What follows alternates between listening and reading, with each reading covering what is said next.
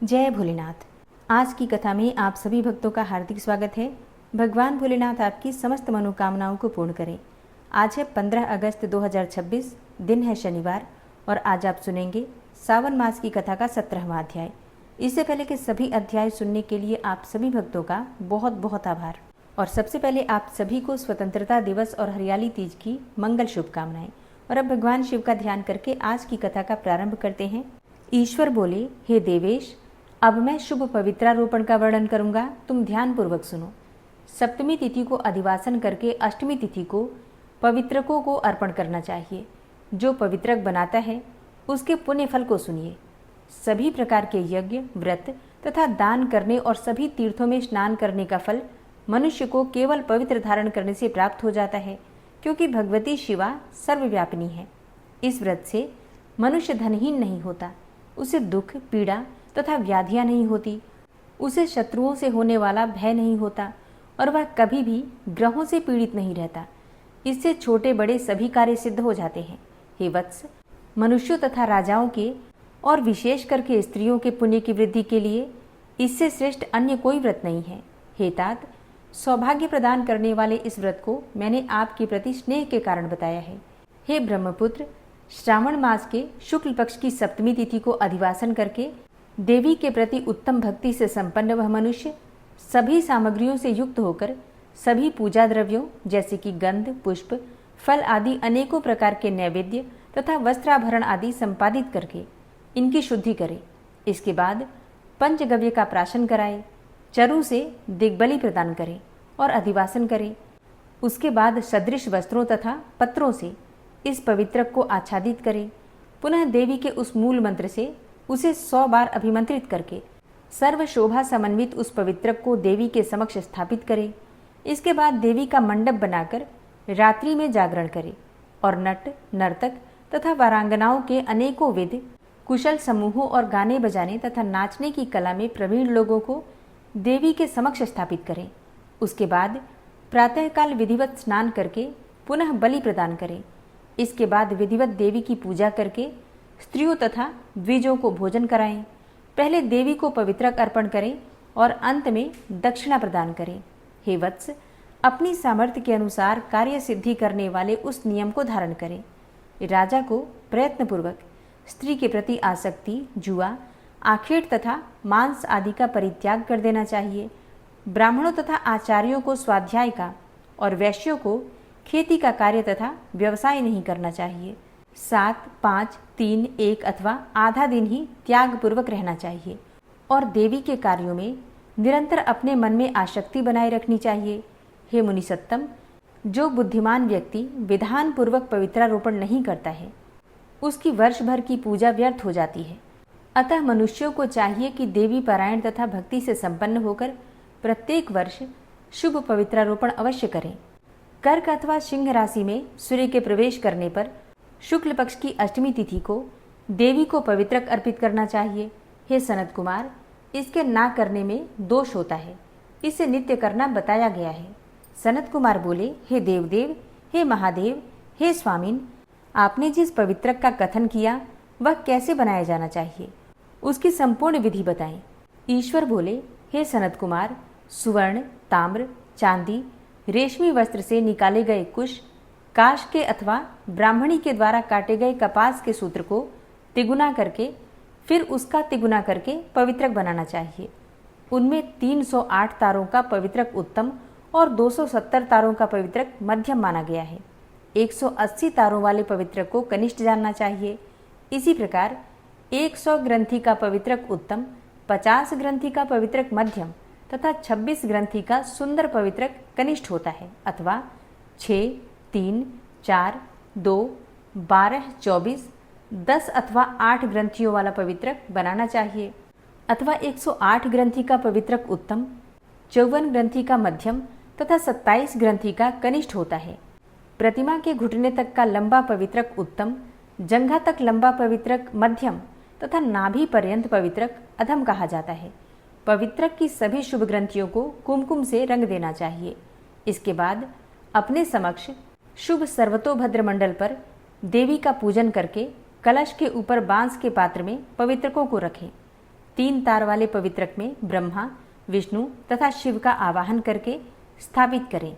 इसके बाद का सुनिए। 9 तार के पवित्रक में ओमकार, सोम, अग्नि, ब्रह्मा, समस्त नागों, चंद्रमा, सूर्य, शिव तथा विश्व देवों की स्थापना करें।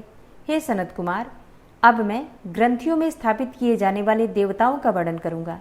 क्रिया, पौरुषी, वीरा, विजया, अपराजिता, मनोन्मणि, जाया, भद्रा, मुक्ति और ईशा ये देवियां हैं। इनके नामों के पूर्व में प्रणव तथा अंत में नमः लगाकर ग्रंथि संख्या के अनुसार क्रमशः आवाहन करके चंदन आदि से इनकी पूजा करनी चाहिए। इसके बाद प्रणव से अभिमंत्रित करके देवी को धूप अर्पण करना चाहिए। हे सनत कुमार, मैंने आपसे देवी के इस शुभ पवित्रारोपण का वर्णन कर दिया। इसी प्रकार अन्य देवताओं का भी पवित्रारोपण प्रतिपदा आदि तिथियों में करना चाहिए। मैं उन देवताओं को आपको बताता हूँ। कुबेर, लक्ष्मी, गौरी गणेश, चंद्रमा, बृहस्पति, सूर्य, चंडिका, अम्बा, वासुकी, ऋषिगण, चक्रपाणी, अनंत, शिवजी, ब्रह्मा और पितर, इन देवताओं की पूजा प्रतिपदा आदि तिथियों में करनी चाहिए। यह मुख्य देवता का पवित्रारोपण है। उनके अंग देवता का पवित्रक 3 सूत्रों का होना चाहिए। ईश्वर बोले, हे विपेंद्र, अब मैं श्रावण मास के दोनों पक्षों की 9वीं तिथि के करणीय कृत्य को बताऊंगा। इस दिन कुमारी नामक दुर्गा की यथाविधि पूजा करनी चाहिए। दोनों पक्षों की 9वीं के दिन नक्त व्रत रखें और उसमें दुग्ध तथा मधु का आहार ग्रहण करें अथवा उपवास करें। उस दिन कुमारी नामक उन पापनाशिनी दुर्गा चंडिका की चांदी की मूर्ति बनाकर भक्तिपूर्वक सदा उनका अर्चन करें। गंध, चंदन, कनेर के पुष्पों, दशांग धूप और मोदकों से उनका पूजन करें। उसके बाद कुमारी कन्या, स्त्रियों तथा ब्राह्मणों को श्रद्धापूर्वक भोजन कराएं। फिर मौन धारण करके स्वयं बिल्वपत्र का आहार ग्रहण करें। इस प्रकार जो मनुष्य अत्यंत श्रद्धा के साथ दुर्गा जी की पूजा करता है वह उस परम स्थान को पा जाता है जहाँ देव बृहस्पति विद्यमान है। हे विधिनंदन, यह मैंने आपसे 9वीं तिथि का कृत्य कह दिया। यह मनुष्यों के सभी पापों का नाश करने वाला, सभी संपदाएं प्रदान करने वाला, पुत्र पौत्र आदि उत्पन्न करने वाला और अंत में उन्हें उत्तम गति प्रदान करने वाला है। जय भोलेनाथ। आज की कथा का यहीं पर समापन करती हूँ। इसके आगे का अध्याय आप सुनेंगे कल की कथा में। श्री सूत जी कहते हैं कि राज सिंहासन प्राप्त कर लेने पर वीर राजा भद्रायु ने किसी समय अपनी धर्मपत्नी के साथ रमणीय वन में प्रवेश किया। वहां उन्होंने देखा कि कुछ ही दूर पर एक ब्राह्मण पति पत्नी चिल्लाते हुए भागे जाते हैं और कोई बाघ है जो उनका पीछा कर रहा है। अब वे दोनों पति पत्नी कह रहे थे कि हे महाराज, हे राजन, हे करुणानिधे, हमारी रक्षा कीजिए, रक्षा कीजिए। ये पुकार सुनकर राजा ने अपना धनुष उठाया। इतने में ही वह व्याघ्र आ पहुंचा और उसने ब्राह्मणी को पकड़ लिया। वह हा नाथ, हा नाथ, हा प्राण वल्लभ, हा शंभो, हा जगदीश्वर आदि कहकर विलाप करने लगी। व्याघ्र बड़ा भयानक था। उसने ज्यों ही ब्राह्मणी को पकड़ा त्यों ही राजा भद्रायु ने अपने तीखे बाणों से उसके मर्म में आघात किया, किंतु वह महाबली व्याघ्र उन बाणों से तनिक भी व्यथित न हो ब्राह्मणी को बलपूर्वक खींचकर दूर निकल गया। अपनी पत्नी को व्याघ्र के पंजे में पड़ी हुई देखकर ब्राह्मण को बड़ा दुख हुआ। वह विलाप करने लगा कि हा प्रिये, हा कांते, हा पतिव्रते, मुझे यहाँ अकेला छोड़कर तुम परलोक में कैसे चली गई? तुमको छोड़कर मैं कैसे जीवित रह सकता हूँ? हे राजन, तुम्हारे वे बड़े बड़े अस्त्र शस्त्र कहाँ गए जिनकी बड़ी प्रशंसा सुनी जाती थी? वह महान धनुष अब क्या हो गया? तुम्हारा 12,000 हाथियों से भी अधिक बल कहाँ है? तुम्हारे शंख, खड्ग तथा मंत्रास्त्र विद्या से क्या लाभ हुआ? दूसरों को छीण होने से बचाना क्षत्रिय का परम धर्म है। धर्मज्ञ राजा अपना धन और प्राण देकर भी शरण में आए हुए दीन दुखियों की रक्षा करते हैं। जो पीड़ितों की प्राण रक्षा नहीं कर सकते, ऐसे लोगों के जीवन की अपेक्षा तो उनकी मृत्यु ही श्रेष्ठ है। इस प्रकार ब्राह्मण का विलाप और उसके मुख से अपने पराक्रम की निंदा सुनकर राजा ने शोक से मन ही मन इस प्रकार विचार किया कि अहो, आज भाग्य के उलटफेर से मेरा पराक्रम नष्ट हो गया, मेरे धर्म का भी नाश हो गया। अतः अब मेरी संपदा, राज्य और आयु का भी निश्चय ही नाश हो जाएगा। यो विचार कर राजा भद्रायु ब्राह्मण के चरणों में गिर पड़े और उसे धीरज बंधाते हुए बोले कि हे ब्राह्मण, मेरा पराक्रम नष्ट हो गया है, मुझे क्षत्रियाधम पर आप कृपा कीजिए। हे महामते, शोक छोड़ दीजिए, मैं आपको मनोवांछित पदार्थ दूंगा। यह राज्य, यह रानी और यह मेरा शरीर सब कुछ आपके अधीन है। बोलिए, आप क्या चाहते हैं? ब्राह्मण बोले कि हे राजन, अंधे को दर्पण से क्या काम? जो भिक्षा मांगकर जीवन निर्वाह करता हो वो बहुत से घर लेकर क्या करेगा? जो मूर्ख है उसे पुस्तक से क्या काम? तथा जिसके पास स्त्री नहीं है वह धन लेकर क्या करेगा? अब मेरी पत्नी तो चली गई, मैंने कभी काम सुख का उपभोग नहीं किया, अतः काम भोग के लिए आप अपनी इस बड़ी रानी को मुझे दे दीजिए। राजा ने कहा कि हे ब्राह्मण, क्या यही तुम्हारा धर्म है? क्या तुम्हें गुरु ने यही उपदेश किया है? क्या तुम नहीं जानते कि पराई स्त्री का स्पर्श स्वर्ग एवं सुयश की हानि करने वाला है? पर स्त्री के उपभोग से जो पाप कमाया जाता है उसे सैकड़ों प्रायश्चितों द्वारा भी धोया नहीं जा सकता। तब ब्राह्मण बोले कि हे राजन, मैं अपनी तपस्या से भयंकर ब्रह्म हत्या और मदिरापान जैसे पाप का भी नाश कर डालूंगा, फिर पर स्त्री संगम किस गिनती में है? अतः आप तो अपनी इस भार्या को मुझे अवश्य दे दीजिए, अन्यथा आप तो निश्चय ही नरक में पड़ेंगे।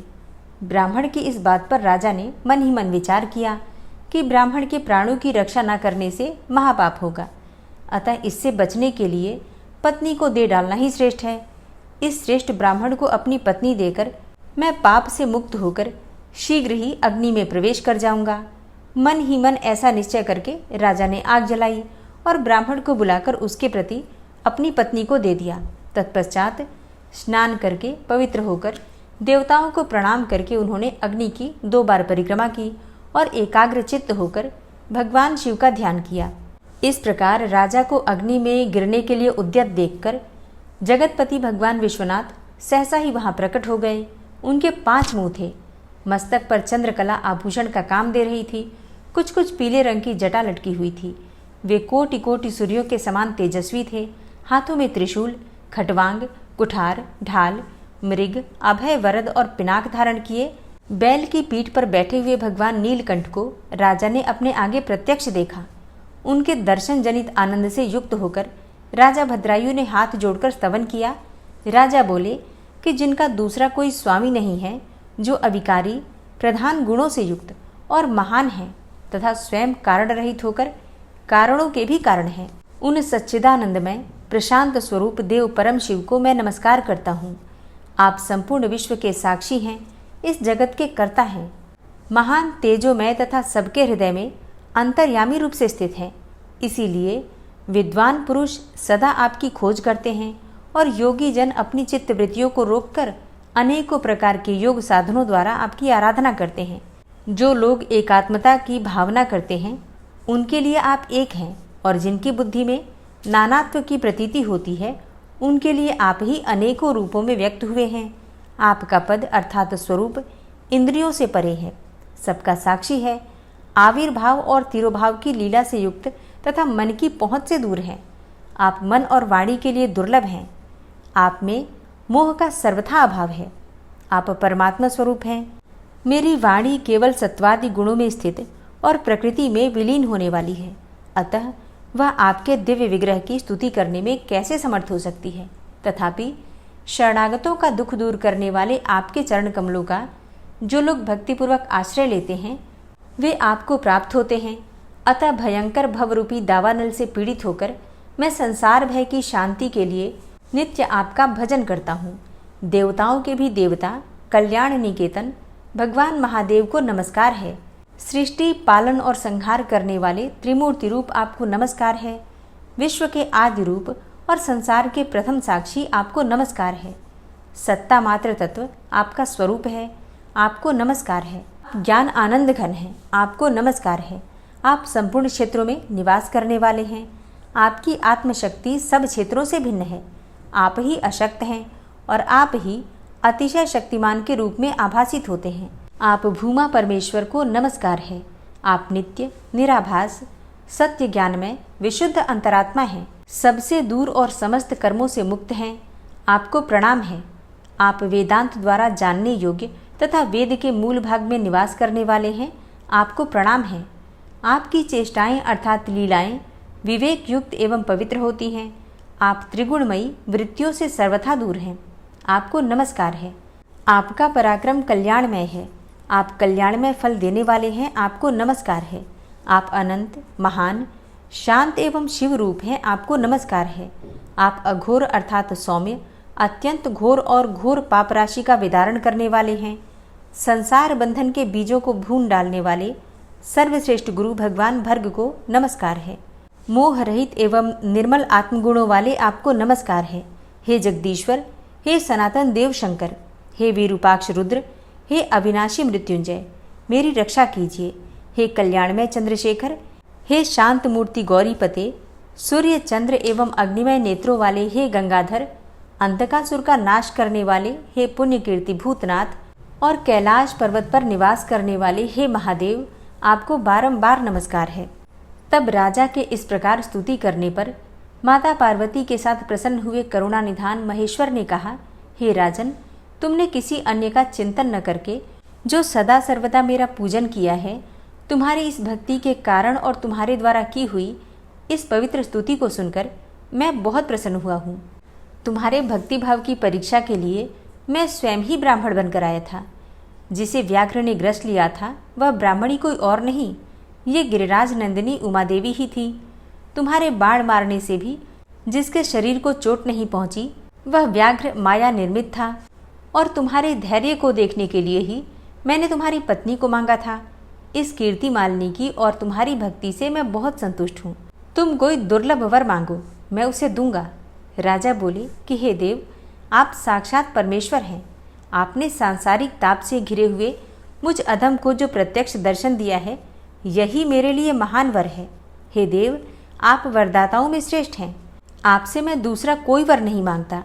मेरी यही इच्छा है कि मैं, मेरी पत्नी और मेरे माता पिता पद्माकर वैश्य और उसके पुत्र सुनय, इन सबको आप अपना पार्श्ववर्ती सेवक बना लीजिए। तत्पश्चात रानी कीर्तिमालिनी ने प्रणाम करके अपनी भक्ति से भगवान शंकर को प्रसन्न किया और यह उत्तम वर मांगा कि हे महादेव, मेरे पिता चंद्रांगद और माता सीमंतिनी, इन दोनों को भी आपके समीप ही निवास प्राप्त हो। तब भक्त वत्सल भगवान गौरीपति ने प्रसन्न होकर एवमस्तु कहा और उन दोनों पति पत्नी को इच्छानुसार वर देकर वे क्षण भर में ही अंतर्ध्यान हो गए। इधर राजा ने भगवान शंकर का प्रसाद प्राप्त करके रानी कीर्तिमालिनी के साथ प्रिय विषयों का उपभोग किया और 10,000 वर्षों तक राज्य करने के पश्चात अपने पुत्रों को राज्य देकर उन्होंने शिव जी के परम पद को प्राप्त किया। राजा और रानी दोनों ही भक्तिपूर्वक महादेव जी की पूजा करके भगवान शिव के धाम को प्राप्त हुए। यह परम पवित्र, पापनाशक एवं अत्यंत गोपनीय भगवान शिव का विचित्र गुणानुवाद जो विद्वानों को सुनाता है अथवा स्वयं भी शुद्ध चित्त होकर पढ़ता है, वह इस लोक में भोग ऐश्वर्य को प्राप्त करके अंत में भगवान शिव को प्राप्त होता है। मुनियों ने पूछा, हे विशाल नेत्रों वाले सूत जी, दक्षिण समुद्र के तटों पर जो 5 तीर्थ हैं उनका वर्णन कीजिए, क्योंकि मुनि लोग उन तीर्थों की अधिक चर्चा करते हैं। तब उग्रश्रवा बोले, हे मुनिवरों, इस विषय में पहले नारद जी ने जो अर्जुन की आश्चर्यमयी कथा कही है उसे मैं आप लोगों से विस्तार पूर्वक कहूँगा। पूर्व काल की बात है, कुछ कारणवश अर्जुन 12 वर्षों तक तीर्थ यात्रा के लिए निकले थे। वे मणिपुर होते हुए दक्षिण समुद्र के तट पर वहाँ के 5 तीर्थों में स्नान करने के लिए आए। ये तीर्थ वे ही हैं जिन्हें उस समय भय के मारे तपस्वी लोग स्वयं भी छोड़ चुके थे और दूसरों को भी वहाँ जाने से मना करते थे।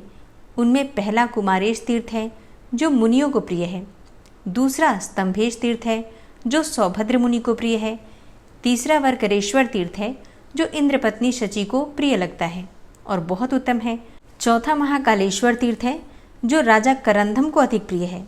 इस प्रकार 5वां सिद्धेश नामक तीर्थ है जो महर्षि भरद्वाज को विशेष प्रिय है। कुरुश्रेष्ठ अर्जुन ने इन 5 तीर्थों का दर्शन किया जिन्हें तपस्वियों ने त्याग दिया था। वास्तव में वे 5 तीर्थ महान पुण्य के जनक थे। अर्जुन ने नारद आदि महामुनियों का दर्शन करके उनसे पूछा कि हे महात्माओं, ये तीर्थ तो बड़े ही सुंदर और अद्भुत प्रभाव से युक्त हैं, तो भी ब्रह्मवादी मुनियों ने सदा के लिए इनका परित्याग क्यों कर दिया है? तपस्वी बोले कि हे कुरुनंदन, इन 5 तीर्थों में 5 ग्राह निवास करते हैं जो तपस्वी मुनियों को जल में खींच कर ले जाते हैं और इसलिए ये तीर्थ त्याग दिए गए हैं। अब ये सुनकर महाबाहु अर्जुन ने समुद्र के तट पर उन तीर्थों में जाने का विचार किया। तब उनसे तपस्वी महात्माओं ने कहा कि अर्जुन, वहाँ तुम्हें नहीं जाना चाहिए। ग्राहों ने बहुतेरे राजाओं और मुनियों को मार डाला है। तुम तो 12 वर्ष तक अनेकों तीर्थों में स्नान कर चुके होंगे, फिर इन 5 तीर्थों से तुम्हें क्या लेना है? दीप शिखा पर जल मरने वाले पतंगों की भांति इन तीर्थों में प्राण देने के लिए न जाओ।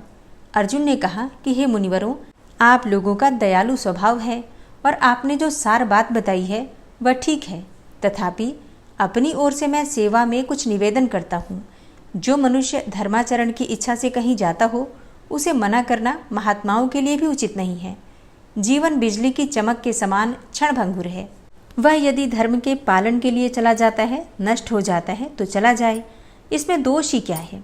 जिनके जीवन, धन, स्त्री, पुत्र, खेत और घर धर्म के काम में चले जाते हैं, वे ही इस पृथ्वी पर मनुष्य कहलाने के अधिकारी हैं। तब तपस्वी बोले कि हे पार्थ, इस प्रकार धर्माचरण करते हुए तुम्हारी आयु बड़ी हो और धर्म में तुम्हारा अनुराग निरंतर बना रहे। जाओ, अपना मनोरथ सिद्ध करो। मुनियों के ऐसा कहने पर अर्जुन ने उन सबको प्रणाम किया और आशीर्वाद लेकर सौभद्र महर्षि के उत्तम तीर्थ में जाकर स्नान किया। इसी समय जल के भीतर रहने वाले महान ग्राह ने नरश्रेष्ठ अर्जुन को पकड़ लिया। महाबाहु अर्जुन बलवानों में श्रेष्ठ थे। वे जोर जोर से फड़कते हुए उस जलचर जीव को बलपूर्वक लिए दिए जल से बाहर निकल आए। अब जो ही उसे खींचकर वे बाहर लाए, वह ग्राह समस्त आभूषणों से विभूषित कल्याणमयी नारी के रूप में परिणत हो गया। उसका रूप दिव्य था, वह मन को मोह लेने वाली थी। उस समय अर्जुन ने उससे पूछा कि हे कल्याणी, तुम कौन हो? जल में विचरण करने वाली मकरी का रूप तुम्हें कैसे मिला? ऐसा महान पाप तुमने क्यों किया? नारी बोली कि हे कुंती नंदन, मैं देवताओं के नंदन वन में निवास करने वाली अप्सरा हूँ। मेरा नाम वर्चा है। यहाँ मेरी 4 सखियाँ और हैं। वे सभी सुंदरी तथा इच्छानुसार गमन करने वाली हैं। एक दिन उन सबको साथ लेकर मैं देवराज इंद्र के भवन से चली और एक वन में पहुंचकर मैंने देखा कि कोई ब्राह्मण देवता अकेले एकांत में बैठकर स्वाध्याय कर रहे हैं। उनका रूप बड़ा सुंदर है। हे वीरवर, उनकी तपस्या के तेज से वह सारा वन प्रकाशित हो रहा था। वे सूर्य की भांति उस समस्त प्रदेश को आलोकित कर रहे थे। उन्हें देखकर उनकी तपस्या में विघ्न डालने की इच्छा से मैं वहां उतर गई। मैं, सौरभेयी, सामेयी, बुदबुदा और लता सब एक ही साथ उन ब्राह्मण देवता के समीप पहुंची तथा गाती और खेलती हुई उन्हें लुभाने की चेष्टा करने लगी। हे वीर, यह सब करने पर भी उन्होंने अपना मन हमारी ओर नहीं आने दिया। वे महातेजस्वी ब्राह्मण निर्मल तपस्या में स्थित थे। हमारी अनुचित चेष्टाओं से कुपित होकर उन्होंने हम सबको शाप दे दिया कि अरे, तुम सब लोग 100 वर्षों तक जल के भीतर ग्राह बनकर रहो। अब यह शाप सुनकर हम सब लोग अत्यंत व्यथित हो उठी और उन्हीं तपस्वी ब्राह्मण की शरण में गई। उन्हें प्रार्थना पूर्वक कहा कि हे विप्रवर, हम सब ने बड़ा अनुचित किया है, फिर भी आप हमारे अपराध को क्षमा कर देने के योग्य हैं। हे मुने, आप धर्मज्ञ हैं। ब्राह्मण सब प्राणियों के प्रति मित्र भाव रखने वाला बताया गया है। मनीषी महात्माओं का यह वचन सत्य हो।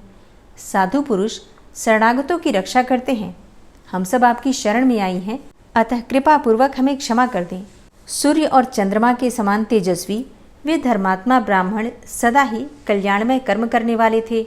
अप्सराओं की प्रार्थना करने पर उन्होंने उन पर कृपा की और इस प्रकार कहा कि हे देवियों, यदि लोग अपने सिर पर खड़ी हुई मृत्यु को देख लें तो उन्हें भोजन भी न रुचे, फिर पाप में प्रवृत्ति तो हो ही कैसे सकती है। अहो, सब रत्नों से बढ़कर अत्यंत दुर्लभ इस मनुष्य जन्म को पाकर स्त्रियों के मोह में फंसे हुए कुछ नीच मनुष्य इसे तिनके के समान गंवा देते हैं। यह कितने आश्चर्य की बात है। हम पूछते हैं कि तुम लोगों का जन्म किस लिए हुआ है अथवा उससे क्या लाभ है। अपने मन में विचार करके इसका उत्तर दो। हम स्त्रियों की निंदा नहीं करते। जिनसे सबका जन्म होता है, केवल उन पुरुषों की निंदा करते हैं जो स्त्रियों के प्रति उच्छृंखल हैं, मर्यादा का उल्लंघन करके उनके प्रति आसक्त हैं। ब्रह्मा जी ने संसार की सृष्टि बढ़ाने के लिए स्त्री पुरुष के जोड़े का निर्माण किया है, अतः इसी भाव से स्त्री पुरुषों को मिथुन धर्म का पालन करना चाहिए। इसमें कोई दोष नहीं है, परंतु इतना ध्यान रखना चाहिए कि जो नारी अपने बंधु बांधवों द्वारा ब्राह्मण और अग्नि के समीप शास्त्रीय विधि से अपने को दी गई हो, उसी के साथ सदा गृहस्थ धर्म का पालन करना श्रेष्ठ माना गया है। इस प्रकार प्रयत्नपूर्वक शास्त्र मर्यादा के अनुकूल चलाया जाने वाला अपना गार्हस्थ्य उत्तम तथा महान गुणकारक हो सकता है, और जो गृहस्थी शास्त्र मर्यादा के अनुसार नहीं चलाई जाती वह दोष का कारण भी हो सकती है। 5 मुखों वाले नगर में, जिसके द्वारों पर 11 योद्धा पहरा देते हैं, जो पुरुष अपनी स्त्री और अनेक संतानों के साथ मौजूद है, वह अचेतन कैसे हो जाता है? स्त्री के साथ संयोग इसलिए किया जाता है कि उससे पुत्र उत्पन्न होकर पंचयज्ञ आदि कर्मों द्वारा संपूर्ण विश्व का उपकार कर सके। किंतु हाय, मूढ़ मनुष्य उस पवित्र संयोग को किसी और ही भाव से ग्रहण करते हैं। 6 धातुओं का सारभूत जो वीर्य है, उसे अपने समान वर्ण वाली स्त्री को छोड़कर अन्य किसी निंदित योनि में यदि कोई छोड़ता है तो उसके लिए यमराज ने ऐसा कहा है कि पहले तो वह अन्न का द्रोही है, फिर आत्मा का द्रोही है, फिर पितरों का द्रोही है तथा अंततो गत्वा संपूर्ण विश्व का द्रोही है। ऐसा पुरुष अनंत काल तक अंधकारपूर्ण नरक में पड़ा रहता है। देवता, पितर, ऋषि, मनुष्य अर्थात अतिथि तथा संपूर्ण भूत अर्थात प्राणी मनुष्य के सहारे जीविका चलाते हैं।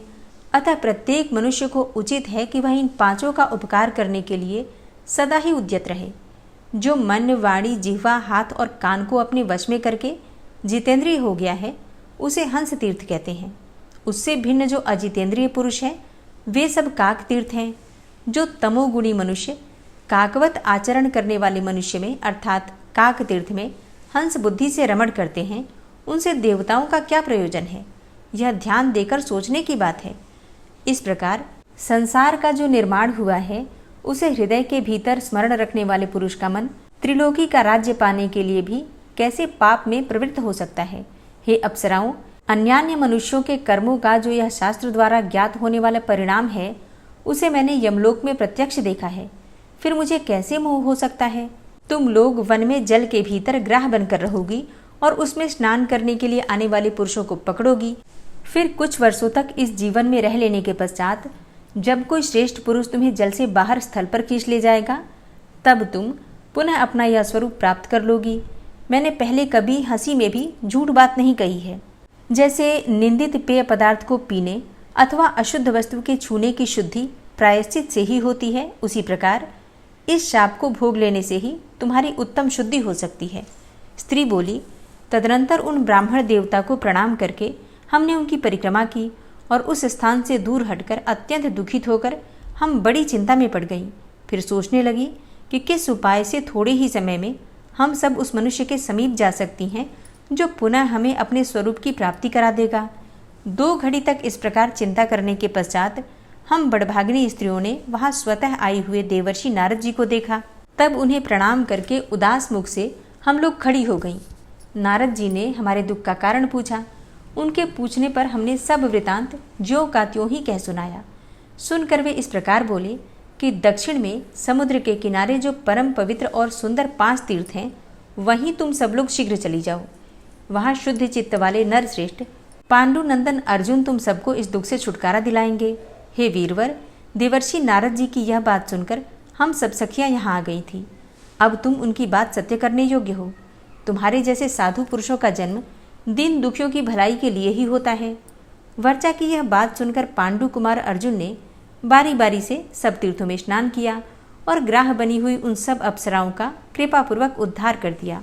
तदनंतर वे सब अप्सराएं वीर अर्जुन को प्रणाम करके तथा उन्हें अनेकानेक आशीर्वाद देकर आकाश में उड़ गईं। जय भोलेनाथ। आज की कथा का यहीं पर समापन करती हूँ। इसके आगे का अध्याय आप सुनेंगे कल की कथा में। वीडियो पसंद आई हो तो वीडियो को लाइक कीजिए, शेयर कीजिए और चैनल पर पहली बार आए हैं तो सब्सक्राइब करके बेल आइकन को ज़रूर प्रेस कर लीजिए ताकि आने वाली सभी वीडियोज़ की नोटिफिकेशन आपको सही समय पर प्राप्त हो। मिलती हूँ मैं आपसे अगली वीडियो में। तब तक के लिए जय श्री राधे।